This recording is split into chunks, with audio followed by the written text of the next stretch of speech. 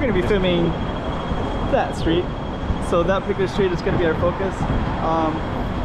Brandon is my buddy here who will have a little bit of information for you.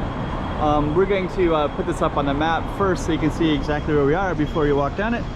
Before we begin, the Mong Kok station is right there, so people could come out of the station and then they could go either that way, which we're not going to do, towards those beautiful mountains in the background. Well, I'll tell you, that station you're pointing at, that's the end exit, you know what I mean? That's that's not the main exit. Yep. So that's kind of like, if you were to walk that way, you would end up at the next station. So this is kind of the edge of Mong Kok. If you turn right, that's more towards the main entrances and where all the shops and stuff are. Does that make sense? Yep, so let's put this up on the map for you so you can see exactly where we are. We got a slice of Hong Kong for you. Beautiful, beautiful Hong Kong.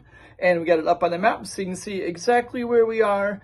And let's just get right into the video as if you were there yourself. Hong Kong. Okay, so that's tons of people coming through here. Kind of interesting. So we're kind of on the edge of the Mong Kok station area. And we're gonna walk down this way. So if you hear a voice, that's somebody who lived in, my buddy who lived in Hong Kong for about 4 years. So he might add a little bit extra information at times, which he included a little bit to me before I started the video. And so he was kind of telling me a little bit about the way this used to be. Hong Kong sex toy store. I wonder what makes them Hong Kong sex toys. Okay. But I was saying before, I think this street or the next block used to be pedestrian. Oh, okay. For most of the afternoon, at least on weekends. But yesterday it wasn't. It was like open to traffic. So I don't know if they did away with that for maybe some new law. You can't have that, but they would have bands set up all along here on the sidewalk, and then the street was like street musicians, like buskers. Yeah. But they'd be like bands, like full bands sometimes with, you know, they would have like generators with little amplifiers and electric guitars and stuff. So they were buskers, but they were not solo artists, acoustic, you know. Because that was before COVID? Yeah, and I don't know if it happened again after COVID and then stopped, or maybe I just missed it yesterday, but I walked up and down here yesterday, I couldn't find it. Okay, now this is like I'm gonna say kind of the main exit. If you come here in the afternoon, it's almost impossible to walk through this little gauntlet here to get to the station. This is insane.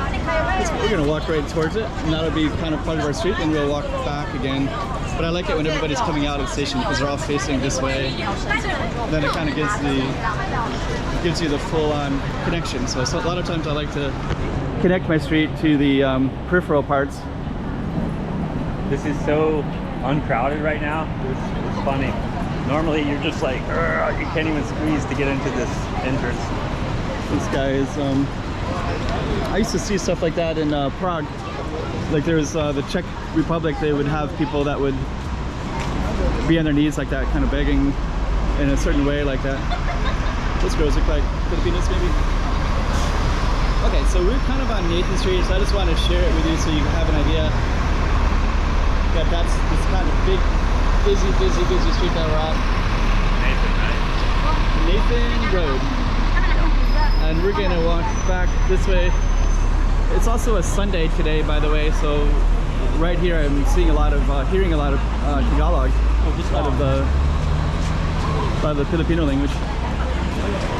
This guy here is, let's see if I can have something to throw his way. I usually don't, but since he's in that kind of way, we'll just throw him a 10, something to help him out a little bit. Let's kind of see here. Throw a little bit of money his way. Some guy that's like on his knees like that, you know, he's not just begging, and I mean he is, but he's not like, I feel like he's doing something that's not so easy to do. It'd be easier just to sit there. Okay. Punishing himself. Yeah, it's like he's punishing himself, yeah. Let's go over to the shady side of the street. Get out of the sun a little bit. This guy with some delivery there. So that's down our street. You can see lots of tall buildings all the way down.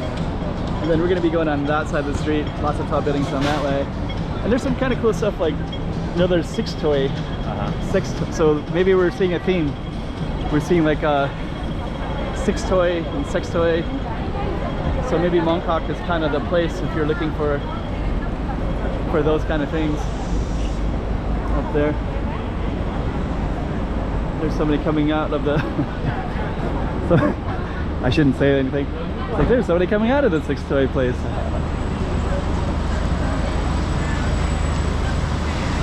Somebody's spicing up their marriage, spicing up their relationship. Okay, so let's tiger trade.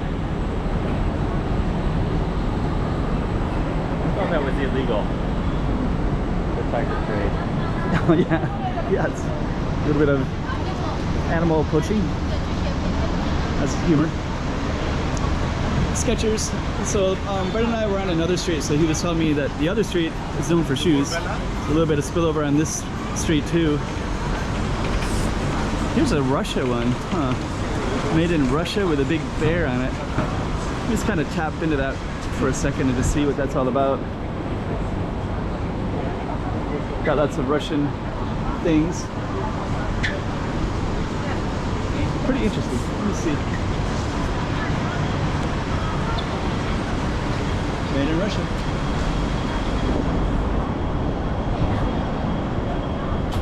Yeah, Hong Kong is kind of a big mix of people. CCTV in operation, and I got my own. I've been watching a lot of videos about these First Amendment right people in the United States, and they film the streets, and part of their filming is like that, you know, there's cameras everywhere in society, so somebody is filming in a street, they have the right to do it as well. So I've been kind of watching that play out and how people respond to the camera in public.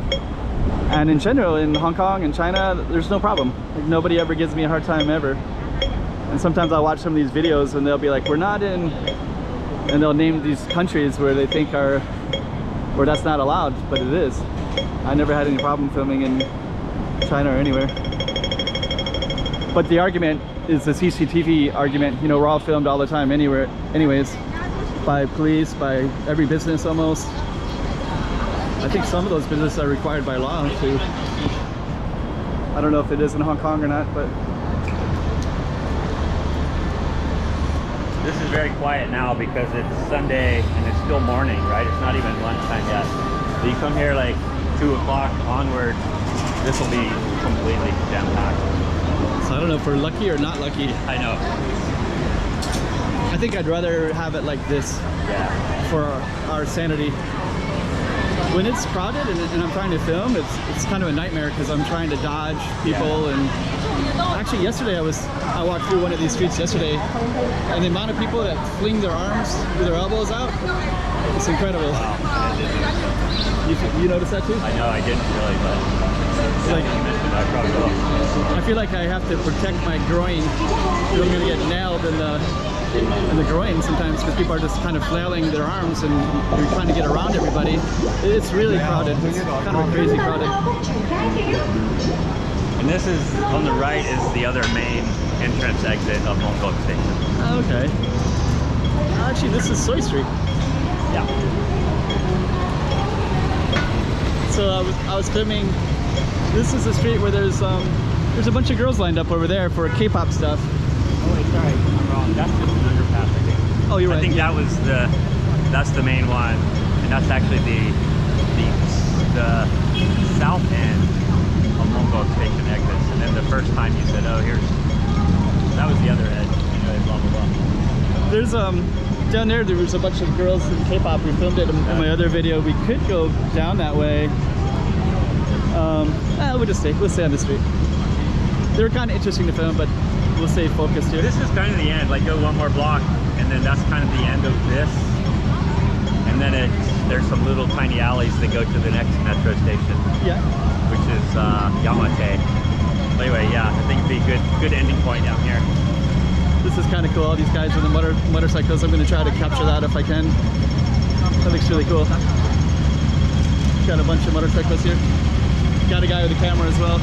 Got a couple people. There's a guy here filming as well. That is really cool. How many we got here? 1, 2, 3, 4, 5, 6, 7, 8, 9, 10.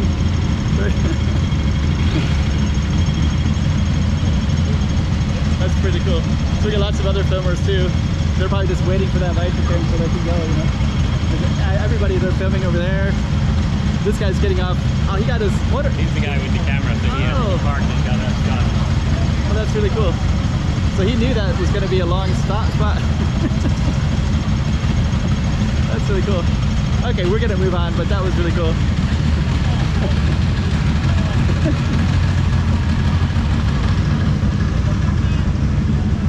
It's fun to film. Fun to film in the streets of Hong Kong and everywhere else. Right over there is one of those Lulu, one of these cultural phenomenons, which was in a South Park episode, and kids love Lulu Hulu or something like that.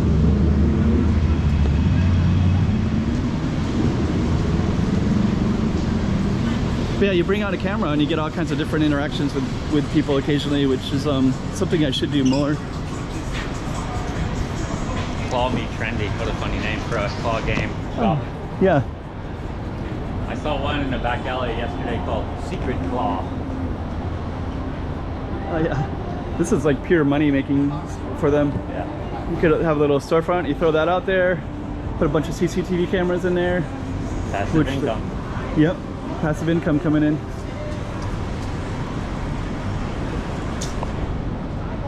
Did I tell you about the time Bob was in Singapore? Yeah. Our friend Bob, and he loves those things. Yeah. And he did one, and it like, he almost got something and he was kind of pissed off, and we were drinking, and he just started shaking it like crazy. Yeah. I was like, in Singapore, right? And I was like, dude, there's cameras everywhere watching you shake this thing. And Yep. there's signs everywhere that say, do not shake the machine. Yep. I was like paranoid that like they were gonna, you know, find him or me by the video camera ID, and like, okay, send us $1,000 penalty or fine. Yep. Nothing happened, but I was like, dude, don't do that. There's cameras on everywhere, like you just said, there's cameras everywhere. And I wouldn't be surprised. Like China has facial recognition, and I'm Exactly.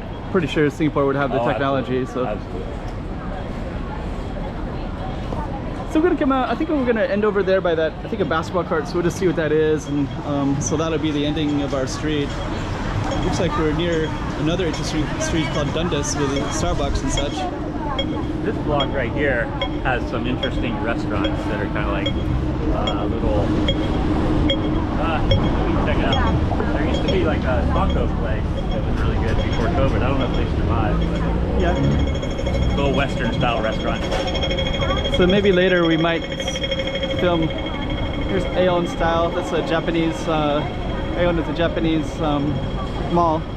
So we're gonna come over here, just kind of see what this is real quick. It looks like this is all part of this Gala Palace, and then we have. We're just gonna see what this is, and then we'll turn our camera back to our Target Street. I don't know if you remember, last night we walked through this alley. Oh, we did? This alley has a bunch of vintage clothing stores. Oh. And kind of rare. Should we walk down it as well? If you want to. It's kind of interesting. So we're gonna, I think it might be part of the same street. We're gonna glance the camera down, and that might be our next video. This is what we focus on right here. So all these tall, beautiful buildings everywhere. Mong Kok is kind of ubiquitous for that. We're gonna poke the camera down, and then we might either walk down it in this video, or if it's a different street altogether with a different name, then I might just start a new video and maybe call it like a vintage street alley or something like that. Here's a name. Okay, here we go. Oh, so that'll be our next video then. So we're gonna end this one, and we're gonna do this vintage one. So if you're interested in the channel and you kind of like seeing some different streets of Hong Kong and what it looks like, then we will subscribe, check it out, maybe make a comment down below, tell me where you're from. That was our Target Street right there, and then we're gonna do another Hong Kong one, and we'll put up this little vintage street lane. So stay tuned for more of little slices of Hong Kong. All right. Those look kind of cool.